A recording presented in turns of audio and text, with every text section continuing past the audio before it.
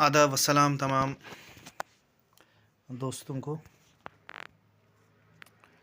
इस वीडियो के अंदर हम पढ़ने वाले हैं द ग्रेट रिवोल्ट ऑफ 1857, जिसमें मैंने कोशिश की है कि कम से कम जो है चीज़ें के लेकर आप तक आपके सामने आया जाए और बहुत सारी चीज़ों के बारे में आपको बताकर एग्ज़ाम में अच्छे पॉइंट्स ये तमाम चीज़ें आपको दिला दें। तो ये कोशिश रहती है हमेशा मेरी।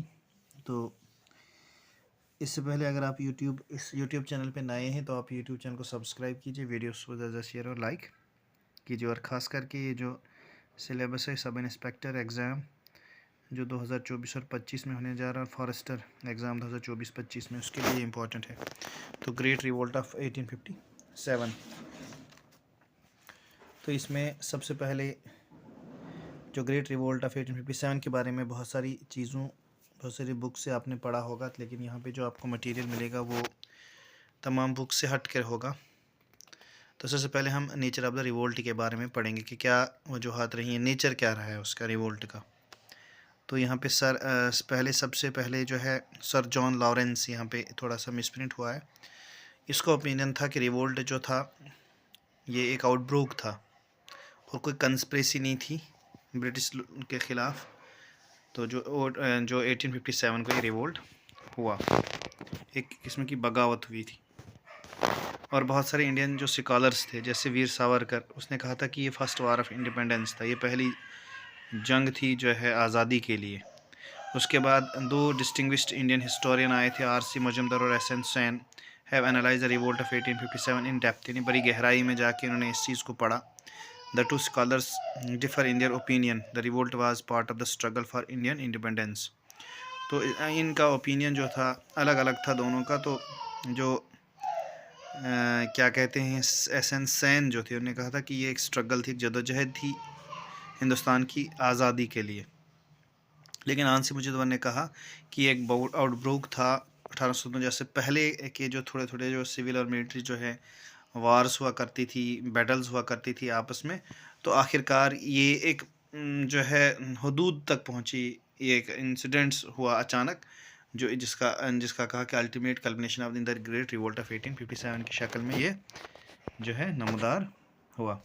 उसके बाद जो अगला है यहाँ पे कि इसके ये क्या हैं, इसके काजेज़ क्या क्या हैं, यहाँ पे आप देख सकते हैं। तो इसमें सबसे पहले पॉलिटिकल काज था, उसके बाद था इकॉनमी काज था, सोशल काज था और मिलिट्री काजेज़ थे। अगर पॉलिटिकल काज की बात की जाए तो डॉक्ट्राइन ऑफ लैप्स, यानी कि लॉर्ड डलहौजी की एक डॉक्ट्राइन थी, डॉक्ट्राइन ऑफ लैप्स, उसका कारण भी रहा था इसका एक काज रहा था ग्रेट रिवोल्ट ऑफ 1857।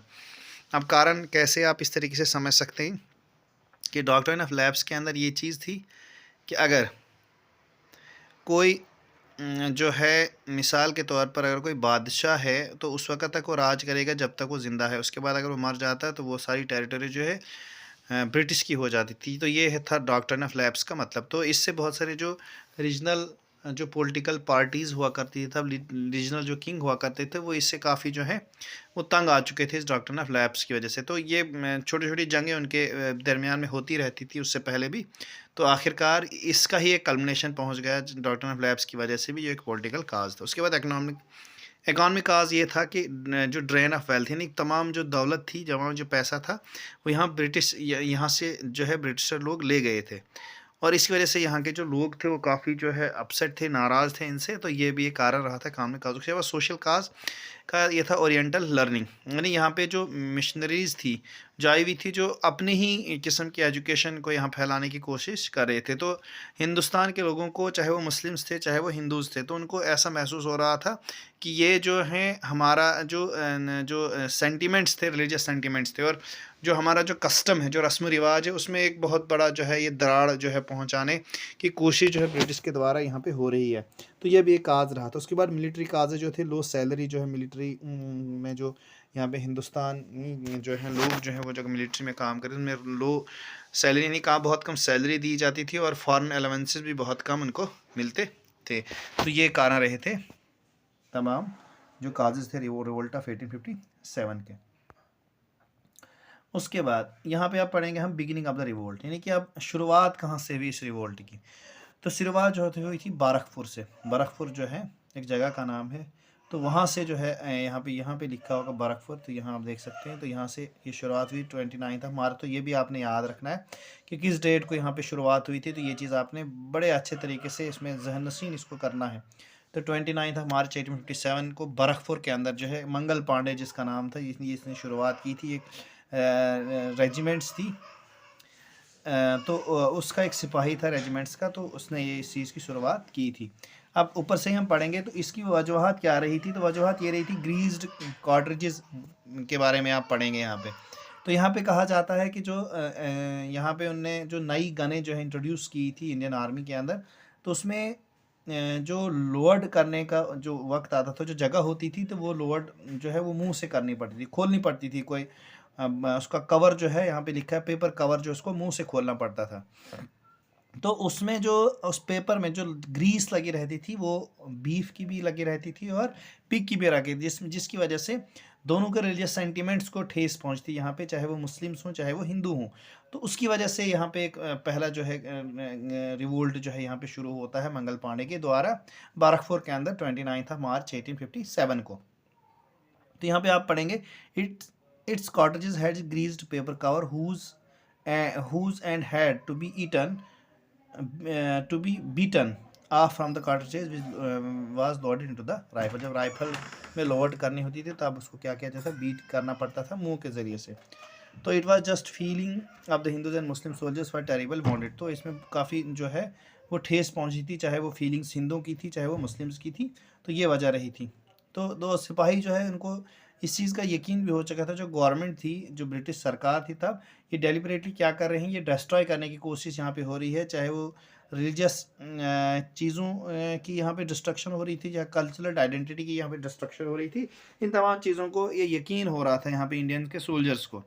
तो फर्स्ट तो पहला इवेंट जो हो जाता है यहाँ पे led with the revolt began on 29 March जो है 1857 को बारकपुर के अंदर मंगल पांडे के द्वारा जो है ये किया जाता है। तो ये करते क्या है कि सिंगल हैंडली जो है अटैक करते हैं और अपने ऑफिसर को मार देते हैं, और मंगल पांडे को फिर उसी वक्त जो है उसी दौरान जो है क्या किया जाता है, फांसी दी जाती है। और उस तमाम रेजिमेंट्स जिस रेजिमेंट्स में ये काम करते थे उसको बैन कर दिया जाता है। तो कहा जाता है गिल्टी ऑफ रेबिलियन पनिश्ड, और इसकी जो सज़ा उनको मिलती है, तमाम रेबिलियन की इस किस्म की वो सज़ा देते हैं। ठीक है, तो इस चीज़ से आपने इसको समझना है, बड़े अच्छे तरीके से इसको याद रखने की यहाँ पे कोशिश करनी है। तो इनमें से बहुत सारे क्वेश्चंस बनेंगे यहाँ पे। देखो यहाँ पे पहला क्वेश्चन बनेगा कि उस शख्स का नाम क्या था जिसने सबसे पहले इसकी शुरुआत की थी, उसके बाद किस रेजिमेंट से थे वो, उसके बाद कब हुआ था, किस जगह पे हुआ था और क्यों हुआ था, ये तमाम चीज़ें आपने याद रखनी है। और उसके बाद दोनों जो चाहे मुस्लिम्स हों चाहे वो हिंदूज, तो यहाँ पे एक यूनिटी भी यहाँ बनी है। देखिए यहाँ पे फीलिंग अगर ठेस पहुँचती है हिंदू और मुस्लिम दोनों को, तो यहाँ पे आप देख सकते हैं, तो ये दोनों को जो है यहाँ पे ठेस, और इस वजह से यूनिटी हिंदू और मुस्लिम की यहाँ पे हुई थी 1857 को। उसके बाद अब इसके बाद होता क्या है यहाँ पे असल में, तो यहाँ पे आप देख सकते हैं। देखो फिर अगले ही सुबह जो है ये मार्च करते हैं तमाम दिल्ली के लिए, जितने भी रेबिलियंस थे एट द टाइम। जो उस वक्त जो है बहादुर शाह सेकंड जो था वहाँ वो मुग़ल डायनेस्टी का बादशाह हुआ करता था पूरे हिंदुस्तान के अंदर। मुग़ल डायनेस्टी जो थी तब, मुग़लों का जो वंश था तब वो जो हुकूमत कर रहे थे यहाँ पे, तो उस वक्त बहादुर शाह सेकंड। तो ये भी क्वेश्चन आएगा कि उस वक्त 1857 के अंदर जब रिवोल्ट हुआ था तो तब जो है एम्परर्स कौन था हमारे हिंदुस्तान का, तो वो मुग़ल्स थे तब। तो और मुग़ल में भी कौन सा था, बहादुर शाह सेकंड। और the leadership of Delhi was nominally in the hands of Bahadur Shah but the real control of excise by the बखत खान। बखत खान तो बखत खान असल में नॉमिनली मतलब वो एक नॉमिनेटेड थे वहाँ पे बहादुर शाह से, लेकिन असल में कंट्रोल जो है भगत खान वहाँ पे कर रहे थे। ये चीज़ भी आपने याद रखनी है। उसके बाद अगर देखेंगे तो उसके बाद अलग अलग जगहों से ये रिवोल्ट हुआ था। तो अलग अलग जगहों पे हमने देखना है कि किस जगह पे किसने जो है रिवोल्ट को क्या किया था, वो रेस्पॉन्सिबिलिटी निभाई। तो कानपुर में सबसे पहले आपने देखना है, तो कानपुर में देखना है नाना साहिब जो है, जिस जो अडॉप्टेड सन था बाजीराव सेकंड का, जो लास्ट पेशवा था, ये भी आपने याद रखना है। ठीक है, उसके बाद लखनऊ के मैं क्या देखोगे तो principal responsibility of the revolt was Begum of Awadh. तो बेगम ऑफ ओहद ने यहाँ पे रेस्पॉन्सिबिलिटी पूरी निभाई थी। पूरा जो जमावड़ा था वो इसके नेतृत्व में काम कर रहा था, बेगम ऑफ ओहद। और उसके बाद झांसी में अगर देखोगे तो रानी लक्ष्मीबाई। ये चीज़ आपने याद रखनी। देखो ये कभी कभार ऐसे भी क्वेश्चन पूछते हैं कि अगर यहाँ इस साइड झांसी देंगे, लखनऊ देंगे उसके बाद कानपुर देंगे, तो इस साइड आपने उन जगहों को मिलाना है कि कौन सी जो है लेडी या कौन सा जो पर्सन था वो किस जगह पे रिवोल्ट को क्या कर रहा था, रिवोल्ट की रेस्पॉन्सिबिलिटी संभाल रहा था। तो ये चीज़ आपने याद रखनी है। तो उसके बाद वो विडो थी कवीन किसकी, गंगाधर के। तो ये भी पूछे जाती है कि रानी लक्ष्मीबाई जो है किसकी विडो थी, तो वो गंगाधर राव की विडो थी, उसकी बीवी थी मतलब। तो गंगाधर राव जो है वो मर चुके थे, इसकी वजह वो विडोड बनी थी फिर, ठीक है। तो ये चीज़ आपने थोड़ी यहाँ पे याद रखनी है। उसके बाद बिहार में अगर देखेंगे तो बिहार में जो है, तो बिहार में कौन थे, कंवर सेन। देखो यहाँ पे आप याद रखना, डिसकॉन्टेड जमींदार ऑफ द जगदीशपुर के ज़मींदार थे वो, chief organiser of the revolt. तो ये चीज़ आपने याद रखनी है। और एक आखिरी जो है यहाँ पे, तो वाइस राय तब इंडिया का कौन था, तो लॉर्ड कैनिंग आपने याद रखना है। भी क्वेश्चन पूछा जाता है कि जो आखिरी जो वाइस राय थे, ये पहले वाइस राय बने थे ये, क्योंकि यह आखिरी जो है गवर्नर जनरल तब ये, लेकिन 1858 की बात है जब 1858 एक्ट आया था।